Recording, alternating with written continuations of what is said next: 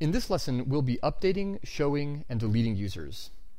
What that means in practice is that we'll be adding several new actions to our user's controller, thereby completing the 7 canonical REST actions associated with the user's resource.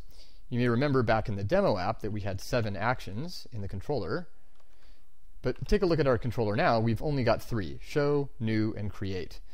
In this lesson, we're going to add edit, update, index, and destroy. So edit and update will combine to give users the ability to change their information. Index will be a listing of all the users, and the destroy action, of course, will destroy a user in the database. Now, we don't want just anybody to be able to edit a particular user. We want users only to be able to edit their own information. And we also don't want anyone but a special class of users, which we'll call admins, or for administrative user, to destroy users.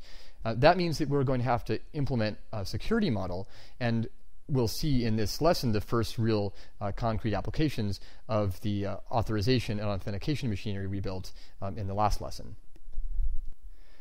Although there's quite a lot of material in this lesson, it's relatively straightforward. We're mainly going to be building on the work that we've done in previous lessons.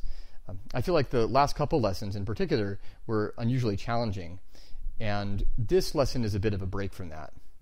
So you can't relax completely, but it's not going to be quite as brain-bending as the last couple lessons. On the other hand, that's an opportunity to introduce some cool new material. I feel like this lesson has some of the best just bread and butter, day in, day out web programming details, little details that you don't think about until you run into them. So for example, we're going to be listing all the users in the database with the index action.